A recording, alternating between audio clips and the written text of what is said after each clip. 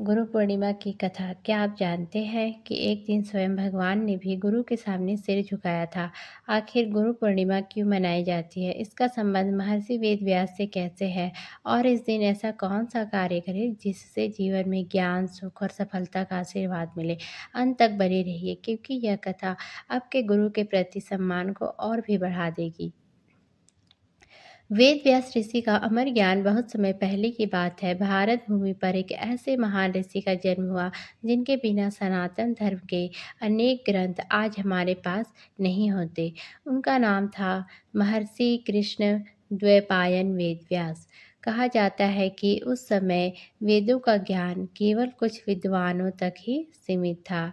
चारों वेद इतने विशाल थे कि सामान्य व्यक्ति उनके ज्ञान को समझ ही नहीं पाता था।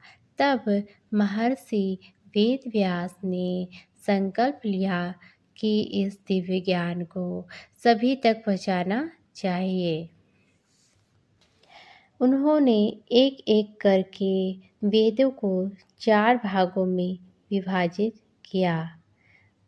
उनका नाम है ऋग्वेद, यजुर्वेद, सामवेद और अथर्ववेद। फिर उन्होंने अपने शिष्यों को यह ज्ञान सौंपा ताकि आने वाली पीढ़ियाँ भी धर्म, सत्य और सदाचार का मार्ग जान सके। लेकिन वेद व्यास यहीं नहीं रुके। उन्होंने महाभारत जैसे विश्व के सबसे महान महाकाव्य की रचना की। इसी महाभारत का एक भाग है श्रीमद् भागवत गीता, जिसमें भगवान श्री कृष्ण ने अर्जुन को जीवन का अमूल्य ज्ञान दिया। इसके अलावा महर्षि वेदव्यास ने 18 पुराणों के संकलन का भी महान कार्य किया। उनके आश्रम में दूर दूर से शिष्य ज्ञान प्राप्त करने आते थे।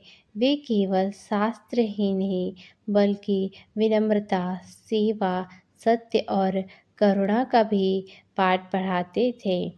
उनके लिए सच्चा ज्ञान वही था जो मनुष्य के जीवन को श्रेष्ठ बनाए। जब महर्षि वेदव्यास का जन्मदिवस आया तो उनके सभी शिष्यों ने उनके चरणों में प्रणाम किया और कहा, गुरुदेव, आपने हमारे जीवन का अज्ञान दूर करके हमें ज्ञान का प्रकाश दिया है। हम आपके इस उपकार का ऋण कभी नहीं चुका सकते हैं।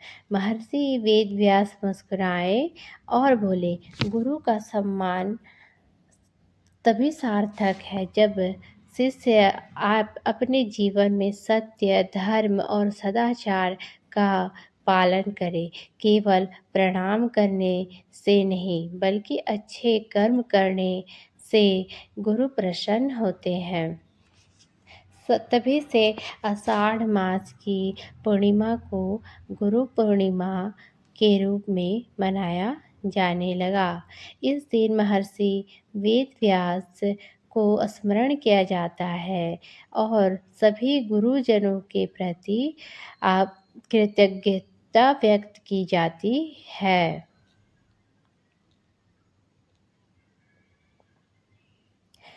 यह कथा हमें सिखाती है कि गुरु केवल पढ़ाने वाला व्यक्ति नहीं होता। गुरु वह है जो हमारे जीवन का अंधकार दूर करके सही मार्ग दिखाए।